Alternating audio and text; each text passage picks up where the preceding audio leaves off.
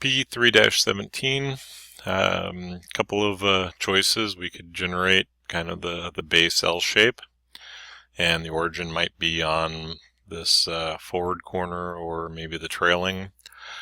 We could also generate the angle shape and then extrude back and then create a rectangle. Either one of those will work, and we'll create the geometry. So new, we're creating a metric part. I think I'm going to go with the angle. Stay in the front plane this time with the line, the angle. Bring it back over. Complete out the shape. And nothing really fancy here. So 40 on the width, 50 on the height. And then we end up with 45 degrees.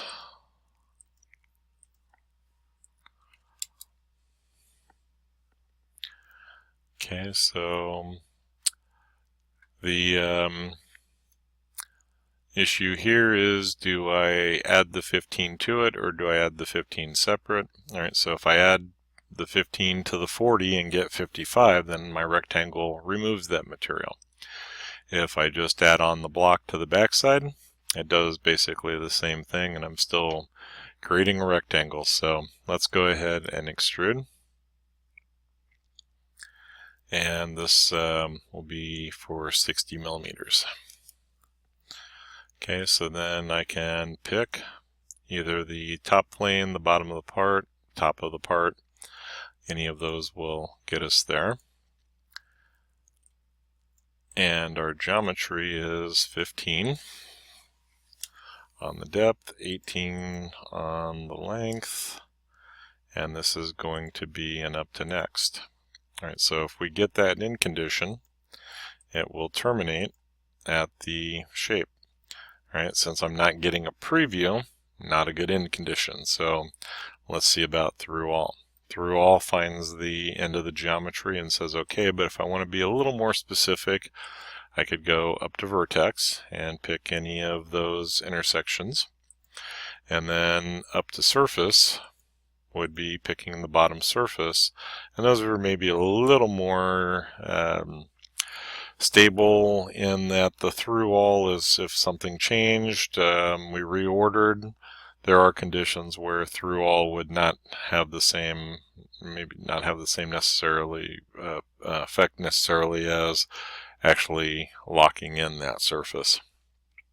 Alright, it's kind of shown elliptical, so their note is telling us that the circle is 20 millimeter diameter perpendicular to A. So we'll put our 20 millimeter,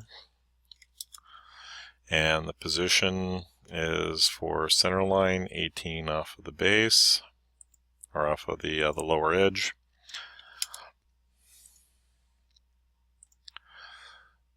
And then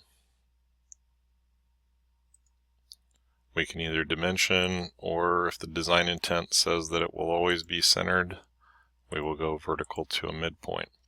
Alright, so the issue here is in the manufacturing process, I have to set this block up, and within my tolerance zones, I can't really touch off here, so the 18 doesn't make much sense. I can't touch off here.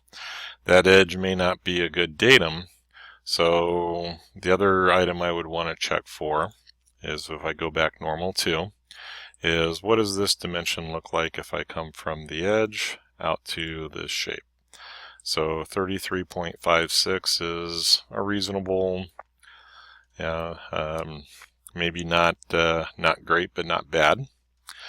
And what that gives me is something that when this is set up at the 45-degree angle and I go to drill this hole, I'm going to be able to bring my edge finder into that corner and come over a certain distance.